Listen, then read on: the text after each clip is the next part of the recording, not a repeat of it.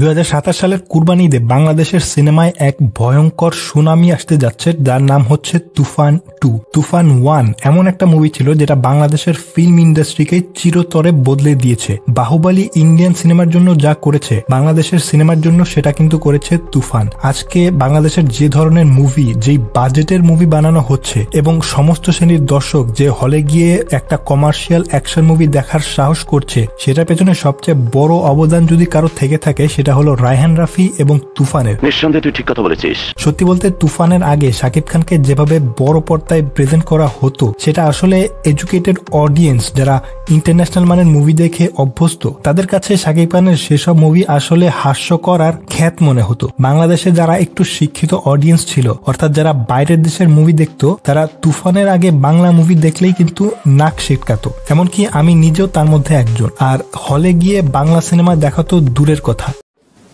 কি বলবো, যাই হোক, অবশ্যই প্রতি 2-3 বছরে ভালো কন্টেন্টের 2-1টা মুভি বাদে, কিন্তু সেই জিনিসটা তুফান একেবারে শেষ করে দিয়েছে। মানুষ এখন হলে গিয়ে কমার্শিয়াল বাংলা সিনেমা দেখছে, যেগুলোর বক্স অফিস কালেকশন আগের মুভির থেকে কয়েক গুণ বেশি হচ্ছে, যার ফলস্বরূপ ভালো মুভিও বানানো হচ্ছে। এখন এত আলাপ শুধু একটাই কারণে, সেটা হলো তুফান মুভির লাস্টের সিনে তুফান 2 টিজ করা হয়েছিল, যেটা দেখে অডিয়েন্সের এক্সাইটমেন্টের কোনো শেষ ছিল না। কিন্তু সেই মুভিটার পর রায়হান রাফি আর শাকিব খানেরই আরেকটা মুভি চলে আসছে, যেটা তাণ্ডব, এবং এখন শোনা যাচ্ছে রায়হান রাফি সিয়ামের সাথে আরেকটা হরর মুভি নিয়ে আসছে, কিন্তু তুফানের কোনো নাম গন্ধও নেই। তবে এখন মনে হচ্ছে তুফান 2 নিয়ে যারা আশার আলো দেখেছিলেন, তাদের দিন বদলাতে যাচ্ছে, কারণ মুভির মেকার্সরা অফিসিয়ালি অ্যানাউন্স করেছে তুফান 2 মুভি আসছে 2027 সালের কুরবানি অর্থাৎ ঈদুল আজহায়। তার মানে তুফান 2 আসতে এখনো 1.5 বছর বাকি। এটা শুনে অনেকের হার্ট অ্যাটাক চলে আসতে পারে, কিন্তু আমার মতে এটা একটা ভালো দিক, কারণ তুফান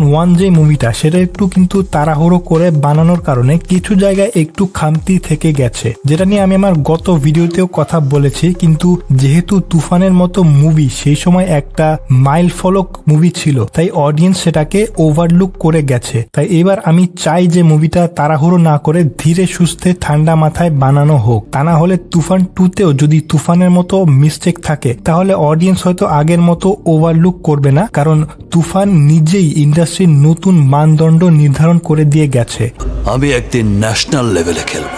আর তুফানের মতো মুভি দেওয়ার পর সেটার সিকুয়েল অবশ্যই সব দিক থেকে তুফানকে ছাড়িয়ে যেতে হবে। তাই তুফান 2 আরো প্ল্যানিং এর সাথে করাটাই এখানে যুক্তিযুক্ত। এবং সুখবর হচ্ছে যে তুফান 2 শুটিং শুরু হচ্ছে আগামী বছর নভেম্বরে। এখন আপনি বলতে পারেন এখানে স্পেশাল কি রয়েছে। দেখেন, শাকিব খানের গত কয়েকটা মুভি যেগুলো কুরবানি ঈদে রিলিজ করা হচ্ছে, তার প্রায় সবগুলোই কিন্তু শুটিং শুরু হয়েছে রোজার ঈদের পরে, অর্থাৎ মাত্র 2 মাস 10 দিনে একটা মুভির শুটিং শেষ করে রিলিজ দেওয়া হতো। আর এ কারণেই আপনি দেখবেন শাকিবের গত কয়েকটা মুভি একটু রাশড মনে হচ্ছে। এমনকি রাজকুমার, যেটা রোজার ঈদে রিলিজ হয়েছিল, সেটাও ক্লাইম্যাক্সটা দেখে মনে হয় অনেক তাড়াহুড়ার মাধ্যমে বানানো। তাই যেহেতু তুফান 2 শুটিং শুরু হচ্ছে নভেম্বরে, তাতে বোঝা যায় রাফি ভাই এইবার হাতে একটু সময় নিয়ে মাঠে নামছেন, যার প্রভাব সোজা গিয়ে পড়বে মুভির কোয়ালিটিতে। এবং এই আগে শুটিং করার পেছনে আরেকটা কারণ হচ্ছে, রায়হান রাফি আগেই বলেছিল যে তুফান 2তে বিভিন্ন দেশের কাহিনী দেখানো হবে, অর্থাৎ মুভির বেশ কিছু দৃশ্য থাকবে দেশের বাইরে, এবং একটা না বরং কয়েকটা দেশের। এবং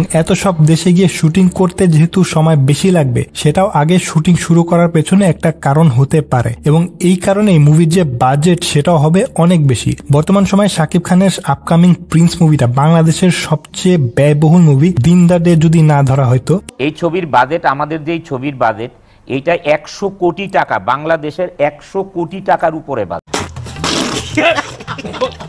কিন্তু আমি অবাক হব না যদি তুফান 2 বাজেট সেটাকেও ছাড়িয়ে গিয়ে বাংলাদেশের নতুন সব থেকে বড় মুভি হয়ে যায়। তো সবকিছু ঠিক আছে, এখন যদি মুভিটাও ভালো কিছু দিতে পারে তাহলেই হলো। আর তুফানের কিছু খামতি নিয়ে আমি যে ভিডিওটা বানিয়েছিলাম, সেটা আমি তুফান আর কেজিএফ এর মধ্যে কম্প্যারিজন করেছি। সেই ভিডিওটা দেখতে স্ক্রিনে দেওয়া ভিডিওতে ক্লিক করুন। আপনাদের সাথে আমার দেখা হচ্ছে পরের ভিডিওতে। ধন্যবাদ।